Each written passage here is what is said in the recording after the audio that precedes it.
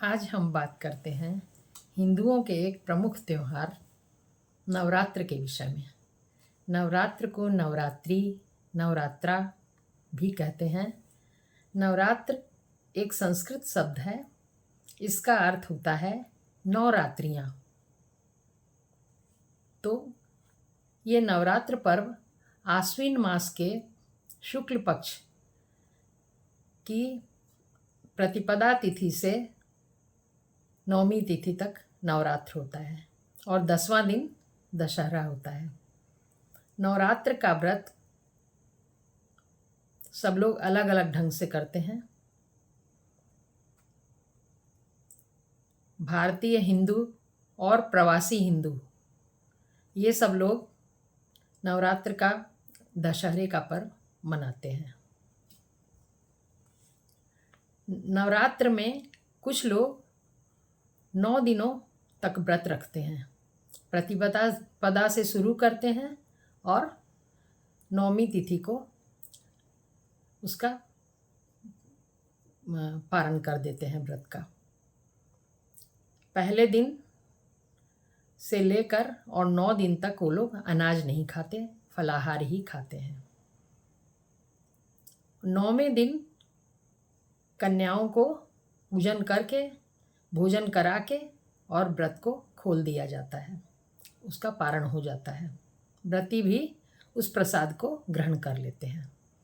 कुछ लोग प्रतिपदा से लेकर सप्तमी तक व्रत करते हैं और अष्टमी तिथि को कन्या का पूजन करके उसे भोजन कराते हैं और व्रत का पारण हो जाता है। तो आमतौर पर लोग 9 दिन वाला करते हैं और कुछ लोग पहले दिन और अष्टमी तिथि को ये व्रत करते हैं और बीच के दिनों में व्रत नहीं करते।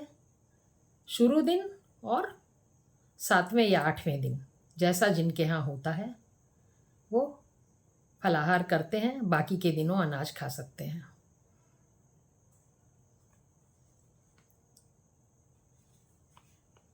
यह 4 बार वर्ष में आती है नवरात्र। चैत्र मास में,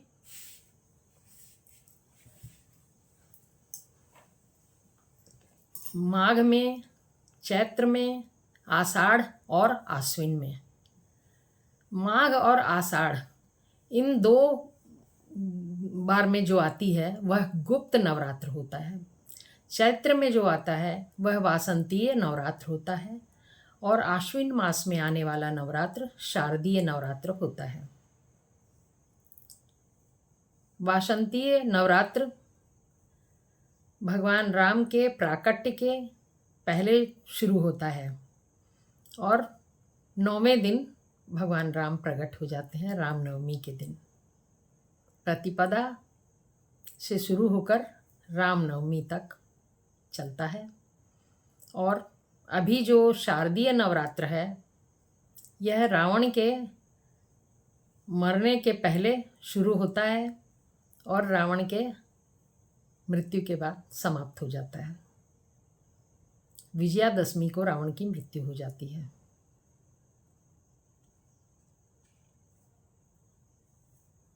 यह अलग अलग राज्यों में अलग अलग तरीके से मनाया जाता है। गुजरात में इसको बहुत ही भव्य तरीके से मनाया जाता है। गुजराती लोग 9 दिन तक रात में देवी दुर्गा की को बीच में रखकर और उनके चारों तरफ गरबा और डांडिया वगैरह डांस करती हैं, भजन गाती हैं और खूब आनंद लेते हैं वो लोग। प्रतिपदा के दिन जिनके यहाँ कलश रखा जाता है उनके यहाँ सुबह सुबह स्नान आदि से निवृत्त होकर कलश का पूजन करते हैं, कलश का स्थान और ग्रहण करवाते हैं। बाकी सभी पूजा की तैयारी होती है और पूजन करके इसके बाद सब जो जिनको व्रत रखना होता है वो लोग व्रत रखते हैं और फलाहार करते हैं।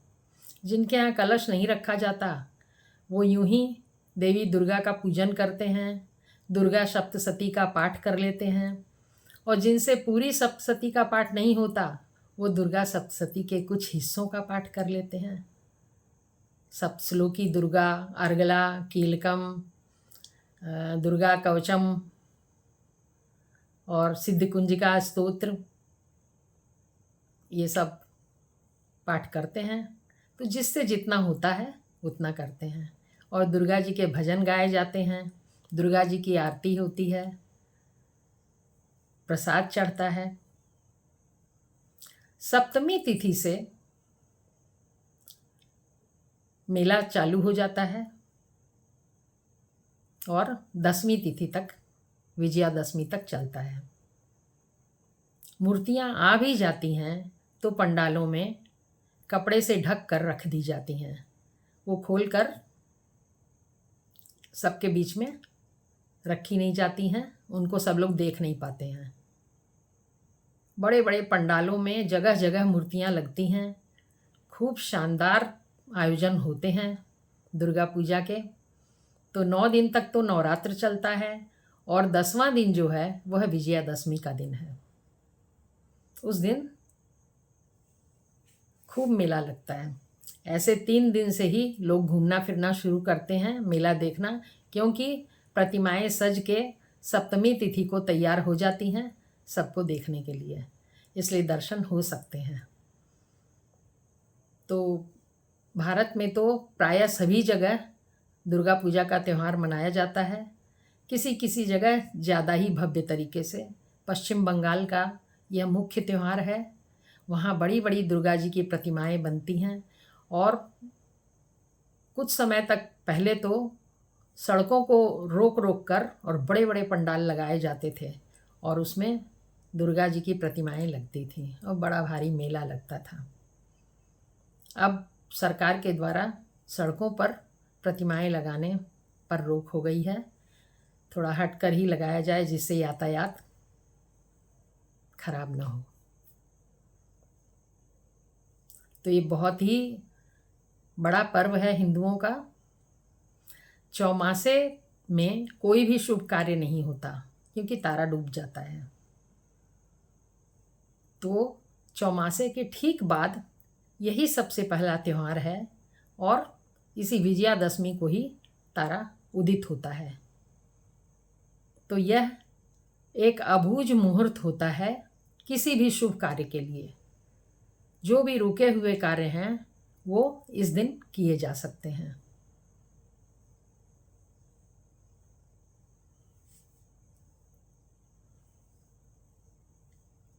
सिख धर्म में भी इस पर्व को मनाया जाता है क्योंकि देवी दुर्गा की पूजा है।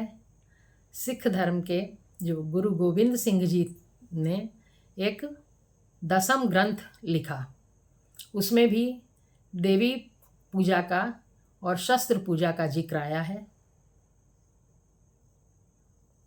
शाक्त धर्म वालों से इनकी परंपराएं काफ़ी मिलती जुलती हैं। उनके एक गुरु अंगद देव भी देवी दुर्गा के परम भक्त थे। तो सिख धर्म में भी इस त्यौहार का विवरण है, वो लोग भी मनाते हैं। जैनी लोग भी हिंदुओं के साथ सामाजिक और सांस्कृतिक कार्यक्रमों में, गरबा आदि नृत्यों में बढ़ चढ़कर भाग लेते हैं। बंगाली लोग तो बहुत ही अच्छी तरह से बंगाल में पूजा करते हैं। दुर्गा पूजा उनका मुख्य पर्व है।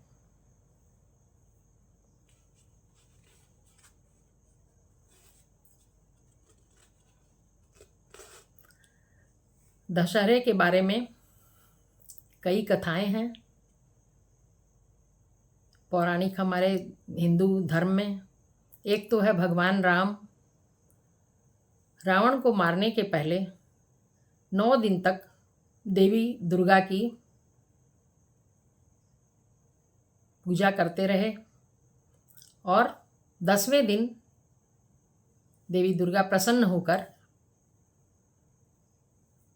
उनको आशीर्वाद देने आईं और उन्हें विजय का आशीर्वाद दिया। 10वें दिन भगवान राम ने रावण को मार भी डाला।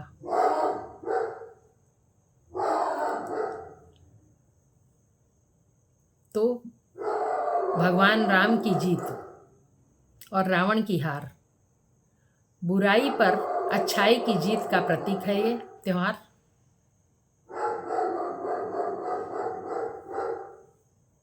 दूसरी कथा आती है महिषासुर नामक असुर राक्षस देवताओं को बहुत परेशान कर रहा था। स्वर्ग का राज्य लेने के लिए आतुर था। उसने आतंक फैला रखा था देवताओं के बीच में। उसने गहन तपस्या करके शिव जी से वरदान ले लिया था, जिससे ये त्रिमूर्तियां भी उसको हरा नहीं पाती थीं, ब्रह्मा विष्णु महेश।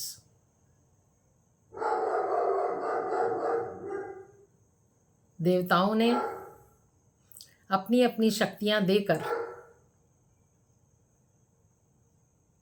दुर्गा देवी का आवाहन किया। दुर्गा देवी का प्राकट्य हुआ और दुर्गा देवी ने 9 दिन के युद्ध के बाद विजयादशमी को महिषासुर को मार डाला, महिषासुर का वध कर दिया। ये सारे देवताओं की शक्ति थी, एक जगह समन्वित होकर आई थी। दुर्गा देवी एक देवी नहीं है तो ये पार्वती जी का रूप है, ये शिव पत्नी का रूप, किंतु ये सभी देवताओं की शक्तियों का समायोजित एक पूरा स्वरूप है, इसलिए अपार शक्ति रूपा है ये। तो शक्ति जिसे भी चाहिए, शारीरिक हो, मानसिक हो, आत्मिक हो, वो दुर्गा देवी से मांग ले। हर तरह से शक्ति की देने वाली ये देवी हैं, इनसे हम शक्ति प्राप्त कर सकते हैं। शरीर से कमज़ोर व्यक्ति मजबूत हो जाएगा, मन से कमज़ोर व्यक्ति मन से मजबूत हो जाएगा। हर तरह से इंसान में आत्मबल भी ये देवी ही देती हैं। इस तरह हम लोगों ने जानी 2 पौराणिक कहानियाँ दशहरे के बारे में।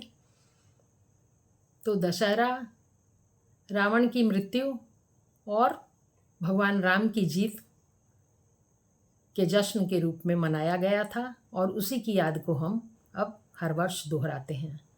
और महिषासुर का वध और देवी दुर्गा का जीत जाना, यानी देवताओं के आतंक का खत्म हो जाना, देवताओं के सिर पर जो आतंक था महिषासुर का, उसका खत्म हो जाना, ये भी बुराई पर अच्छाई की जीत का प्रतीक है। इसी की याद में दशहरा मनाया जाता है। कई राज्यों में दशहरे की रात को ही मध्य रात्रि को भसान शुरू हो जाते हैं, विसर्जन, मूर्तियों के विसर्जन शुरू हो जाते हैं। जैसे बिहार में 10वीं तिथि की आधी रात को ही विसर्जन शुरू हो जाते हैं। और ये उत्तर प्रदेश, वाराणसी वगैरह जो स्थान हैं, इसमें 10वीं पूरी बीत जाती है, रात भी बीत जाती है, एकादशी को, द्वादशी को, इस तरह मूर्ति का विसर्जन होता है। बहुत बड़ा मेला लगता है। सभी लोग जो है खूब सज बज के पहन ओढ़ के निकलते हैं, आनंद लेते हैं, मस्ती करते हैं और तरह तरह से अत्यंत सुंदर दुर्गा जी की प्रतिमाएं बनती हैं। कोई कैसे सजी हुई हैं, कोई कैसे सजी हुई हैं, किसी किसी विशिष्ट चीज़ों से, दिया सलाई की तिल्लियों से, इलायची, लौंग, मेवे से बहुत तरह की सुंदर मूर्तियाँ बनती हैं। कारीगरों की कला की तो प्रशंसा कितनी की जाए, कुछ पता नहीं। हद सुंदर बनती हैं दुर्गा जी, जैसे बोल पड़ेंगी। दशहरे के दिन नीलकंठ पक्षी का दर्शन बहुत अर्थयुक्त होता है। बड़े भाग्यशाली लोगों को नीलकंठ का दर्शन होता है। इस दिन शमी पूजन, अपराजिता पूजन, विजय प्रयाग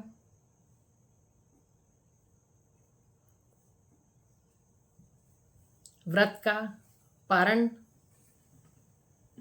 यही है धार्मिक कर्म है।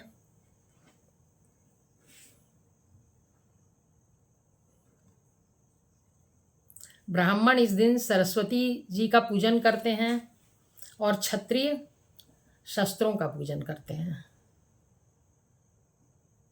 नहा धोकर स्नान आदि से निवृत्त होकर भगवान का पूजन, देवताओं का पूजन और शस्त्रों का पूजन ये क्षत्रिय करते हैं और ब्राह्मण अपनी सरस्वती का पूजन करते हैं।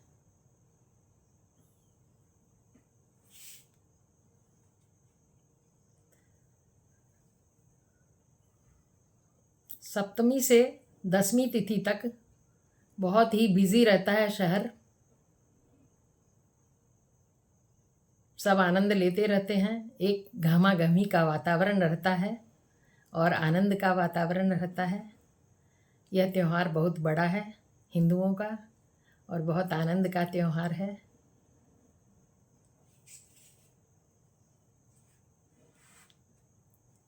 आइए हम माँ दुर्गा का नमन करते हैं और उनसे तीनों शक्तियाँ मांगते हैं, शारीरिक, मानसिक और आत्मिक।